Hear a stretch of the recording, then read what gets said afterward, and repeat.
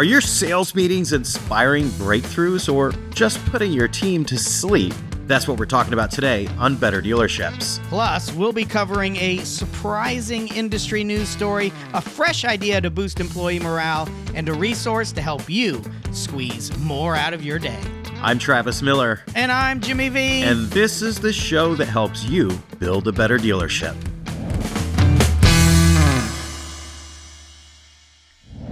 Hey, we're here with some better news today. It's a cool story. A car dealership's epic promotion goes viral, doubling their foot traffic. So, an Oregon-based dealership makes a creative spin on a promotion. Now, you can do promotions anytime. This happened to be a Black Friday promotion, and this one both made headlines and set sales records. So a Portland-based dealership took a Black Friday promotion to a whole new level by giving customers a chance to win a free year of gas with every test drive. Now, they don't get a gas with every test drive. They have a chance to win. Chance to win with a test drive. And, you know, this bold offer sparked a whole bunch of viral sensation and trends and forwarding and sharing, and which ended up creating more foot traffic and more sales on this holiday weekend. Now, you don't have to, like I said, it doesn't have to be a holiday weekend to create a viral promotion like this. You can do it anytime. Obviously, the gas prices have been a topic of conversation now for a long time.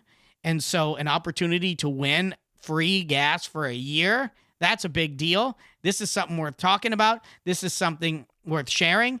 And that's exactly what happened. Yeah, it's a good reminder that unique promotions that leverage social media buzz can lead to massive traffic and extra goodwill. Think beyond just discounts, which are very typical, and offer experiences or perks that create a sense of FOMO or a fear of missing out for your audience and your customers. We did one, Travis. Remember the trunk monster?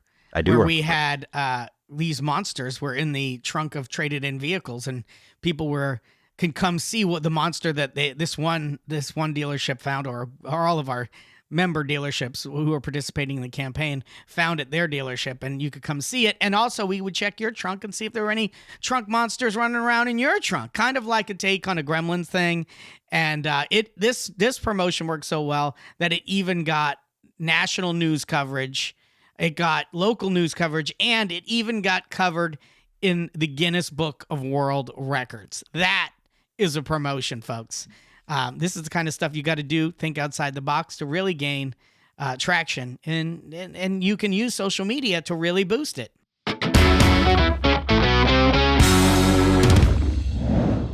Hey, it's time for some better ideas. Why not? I mean, if you got better ideas, why use the less good ideas? Nobody wants less good ideas. Why do not so good ideas? This isn't not so good ideas segment, Travis. This is the better ideas.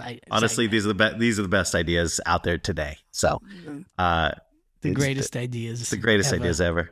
Look, what we're talking about today, though, is this simple idea of transforming your sales meetings from drudgery to dynamite. Why not? Bang! I mean, you do sales meetings at least weekly, certainly, and maybe you do them daily, right? Yeah. And it's an opportunity. Like it's a point of contact between leadership and frontline operations at the dealership. So are you taking that opportunity to inspire and encourage the people in those meetings, or are you really just kind of dragging them down? And I think in a lot of cases, at a lot of dealerships, or leaving them flat. Yeah. Either neutral or negative, instead of using it as an opportunity to, boost, make a positive effect. So we have 3 key concepts to share with you to immediately improve your sales meetings. And you can start this today. You can have a better sales meeting today with these 3 ideas. And this is not rocket science. This is just taking the time to think about things that happen in your business over and over, and remember, as Jim loves to say, same is lame, right? And how can we kick things up a notch? That's Emerald's line. And, make things not the Spicy. same old. Make things, spice it up. Bam! Bam! That's what you want to be doing in the sales meetings. That's right. Man, you brought up Emerald. I had to throw it all in. Yeah, you did it. You tied it up. So, here's the first concept. You have to start with a win.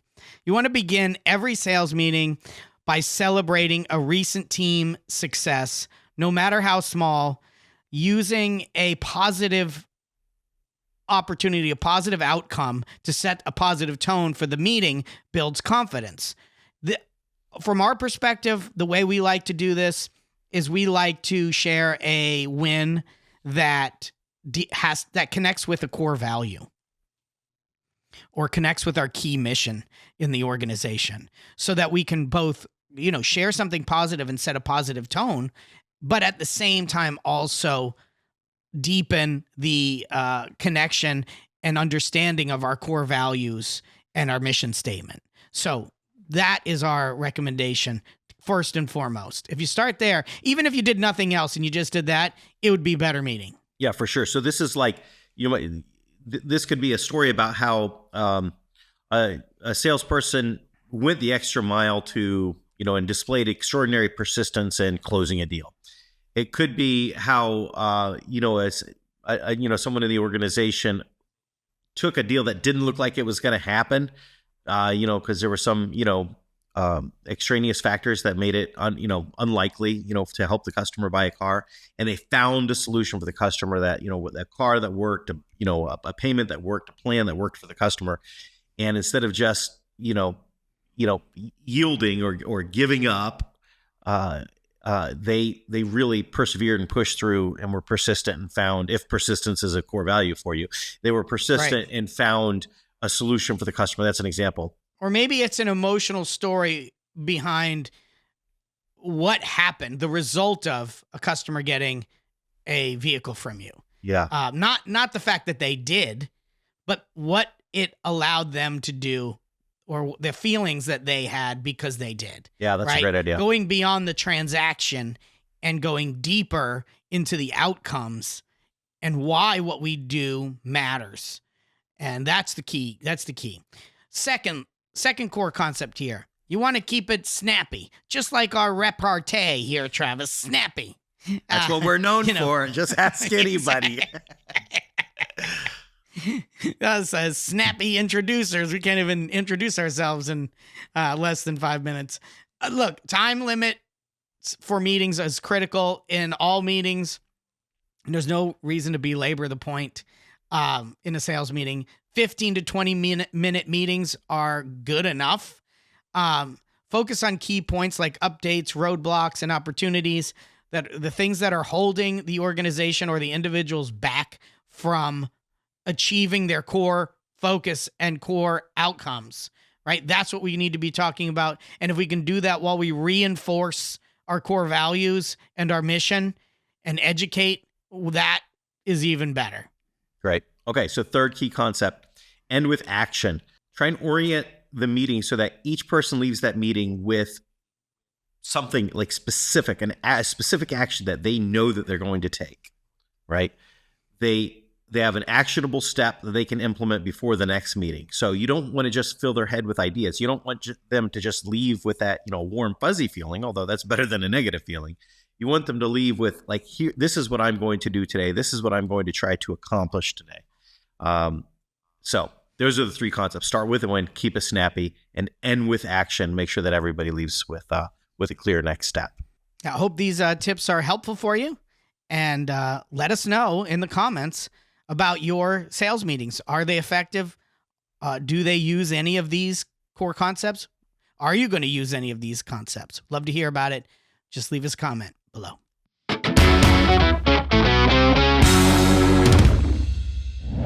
Hey, T, it's that time again. If you haven't been paying attention to anything we've been saying in this episode up to this point, you can still just listen for the next 2 minutes and get something from this episode. So that's why we put this here, because these are the nuggets that you can take away and you don't even have to listen to the whole episode. What we are talking about here are better resources. And today's resource that we're going to be talking about is a portable standing desk. You may have heard something about standing desks. They were the rage a few years back when it comes to, employee health. But this is a portable standing desk that you can set up anywhere, which is perfect for busy managers or salespeople who need to switch between sitting and standing throughout the day. Maybe you've got a salesperson who's out on the lot. They can carry this portable standing desk and they can set it up anywhere they are on the lot. And if they need to show someone something on a laptop or, write something down or, draw something out for the customer, all that can be done with a portable standing desk. Yeah, but long hours working at a dealership can really take a toll on someone's energy and posture. So finding a lightweight, folding, standing desk that's portable can help promote better circulation, better focus, better productivity, better energy, better posture. It can be good for everybody and a lot better than bending over trying to, do the work on a table while you're standing up. It's just an interesting tool. There's a lot of these available. You can find them on Amazon. Just do a search for portable standing desk. Pick one out that fits your needs and matches your, whatever colors in the dealership, and get a few of them for the staff to help, improve the working environment for folks doing the hard work every day for your store. Plus, Travis, as you said earlier segment, same is lame. I like these because it's unique. You don't see people whipping out portable desks, wherever they are and just, setting up shop. I think it's interesting. I think it creates a pattern interrupt. And anytime we can pattern interrupt and create a different experience for the customer, I think that's a good thing. By the way, if you're enjoying this episode, just a quick reminder to press the like button and subscribe to this channel for useful tips. Also, turn on notifications so you never miss an episode. Do you know anybody in the business? I'll bet you do. If you're enjoying this episode, they probably will too. So why don't you send it over to them? Be a thought leader. Share the great resource that you found here. Send the episode over to them. They will thank you for it.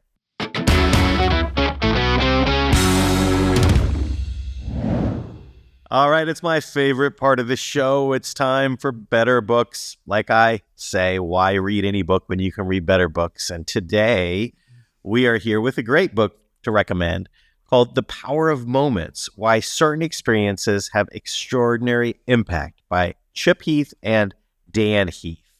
So let's take a closer look. A few big ideas from the book. The first one is to create peak moments. Memorable experiences don't happen by accident. They are designed. And now dealerships can create peak moments or wow moments for customers, like surprise gifts at unexpected times or VIP treatment during car delivery and pickup. Chip and Dan Heath, they are popular, famous maybe, from their book Made to Stick, which is a great book. I'm excited about this book. The second tip that they go over here is to break the script. Stand out by doing the unexpected. This goes back to what I was saying, same as lame, right? Bring a portable standing desk and whip it out. That's unexpected. It's breaking the script. A lot of our dealerships set up a celebration station in their dealership where they can go take selfies with the customers can take selfies with their new car, where they can take pictures with their salesperson, and they can either record a video or take the photo and share it on social media, do something exciting, and you really celebrate the excitement of the day. Most people don't get a new car very often, so this is a big deal, and we make a specific place for them to make that big deal a big deal on social media. I think that's a critical point. Like at a dealership, we sell cars every day, or at least we should be. So buying and selling a car is not really a big deal, right? But for a person who only buys a car every few years or several years, it's a big deal. And this is one of the most expensive purchases that they make in their life. And so it's really important to commemorate that and to celebrate that milestone. And that's tip 3 from the book, is to celebrate milestones. So to recognize employee or customer milestones. I'm buying a car, it's a big milestone. This could also be salesperson hitting record or the dealership hitting a record. It could be anniversaries. It could be a customer buying their very first car, their very first new car, the very first SUV, or whatever the situation is. The very first car for their family. You get the idea. There are all kinds of milestones, and you can make a big deal. And I love what Jim said. Make a big deal and create a space for them to make a big deal about it on social media, because that gets you free attention for your store.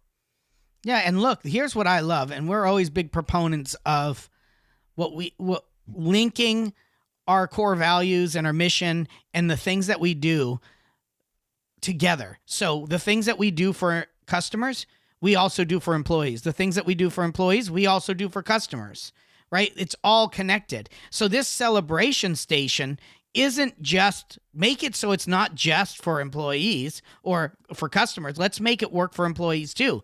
So we can celebrate everything in the dealership at the celebration station. Why not? Let it do double duty, and then we can put more resources into it, right? And that will make it better. Because just like a customer wants to celebrate the purchase of a new car, an employee would love to share on social media the attention that they're getting for doing a really great job at their place of work, right? So that's how we have to look at these things. How can we connect the dots and make it valuable for all? Fourth tip in the book, focus on transitions. So first impressions matter. Elevate your meet and greet process to make it unforgettable. We're talking about the delivery process prior. Now we're talking about that first point of contact when somebody comes to the lot. You know, have you been helped already? As they're walking by in a rush, as the salesperson's walking by in a rush, hoping that they have already been helped and they don't need anything from them, and actually walking just fast enough where even if they did, they wouldn't be available to help them, but recognizing the fact that they're there, kind of lightly checking the box. That stuff just doesn't cut it. We need to create that experience. The co-author of our first book, Gravitational Marketing, mentioned in the book this idea that the first point of contact has the opportunity to be the first point of impact or first point of disconnect. And so that's a really important idea. And the first point of contact in your business is a transition point that Chip and Dan and Heath are talking about in their book. So ultimately, look, this book is a masterclass in using intentionality to create meaningful, emotional connections, which are perfect for dealerships that are looking to enhance their reputation and boost their customer and employee experience and loyalty. So check it out. Who's not looking to do that, right? So get this book and absorb it, and I guarantee you'll find nuggets that can make your dealership a more worthy of spreadability. Hey, we'd love to know what you think about what we've been talking about today. Share your thoughts below. Let us know in the comments what you are doing in your sales meetings to create engagement. Yeah, we look forward to hearing from you. Let's continue this conversation. Head on over to betterdealerships.com, which is our 100% free Facebook group for you and for everybody else in the Better Dealerships universe. Come join us over there. The water's fine. You'll meet nice people and have a nice time. betterdealerships.com.